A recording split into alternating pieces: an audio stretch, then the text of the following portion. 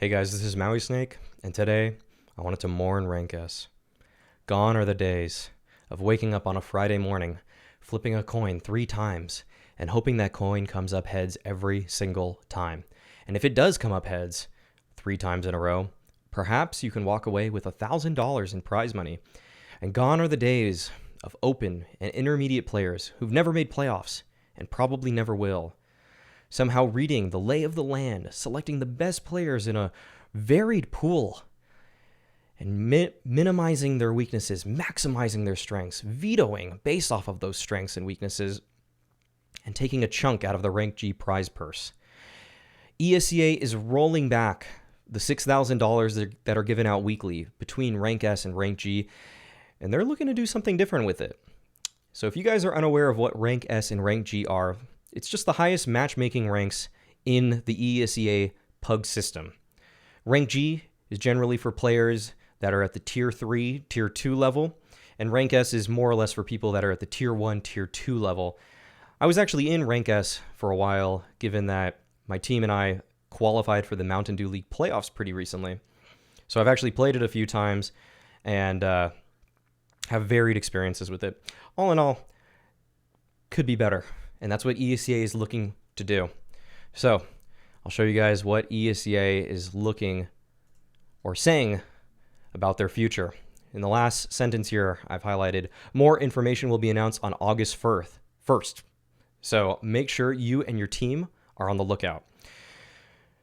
So what people are assuming and hoping, and once again, this is all speculation, is that ESEA will be reallocating those $6,000 to weekly cups for Tier 2, Tier 3 teams in which they can participate and perhaps sustain themselves through team-oriented play as opposed to randomly queuing up in a solo matchmaking environment. Because North American Counter-Strike is notorious for the individuals and how there's so much skill here, so many individuals that can just at any moment pop off and change the tide of a game. But there aren't too many teams that are using the fundamentals in the best possible way, that have everything laid out and have set strategies, are innovating, looking for new kinds of executes, new ways to split a bomb site, new ways to get map control.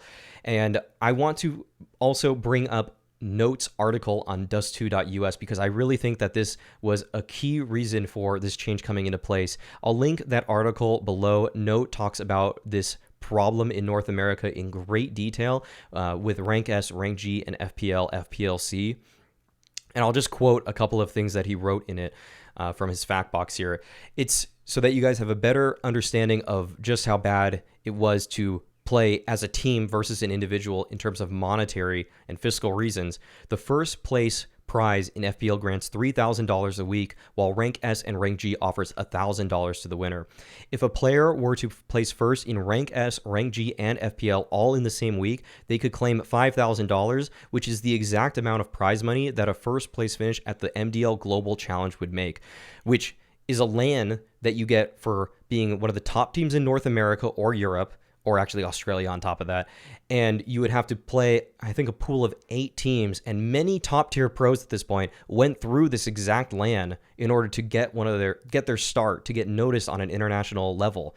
And after 2.5 months of a season, plus the LAN itself, that could be roughly 4 months, you would make $5,000. And a pug star in North America could make that same amount of money from the same companies, from the same systems, really, in just a single week. So where are people really going to be dedicating their time? It's to the Rank S and Rank G over team play at that. So ESEA, once again, all hypothetically, looks to be rolling it back. Looks like they're going to be putting money into team-oriented Counter-Strike more so than the individual Rank S, Rank G. And this is a good thing.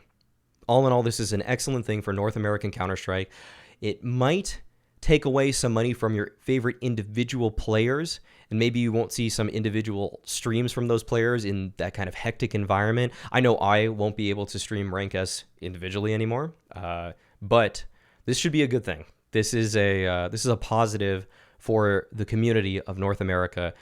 as now people will be incentivized to work as a team, to try to build as a team for a tier 3 team, maybe an intermediate team, to get reps in against teams that they would never have practice against. They can now play them in a tournament where there's real money on the line, where teams are really going to be trying. So all in all, this should over time improve the level of team Counter-Strike in North America. And that is an excellent thing. Once again, I'll link Note's article below so you can get a few more of the details. His article was written before ESEA announced the fact that they were rolling back the money from Rank S and Rank G.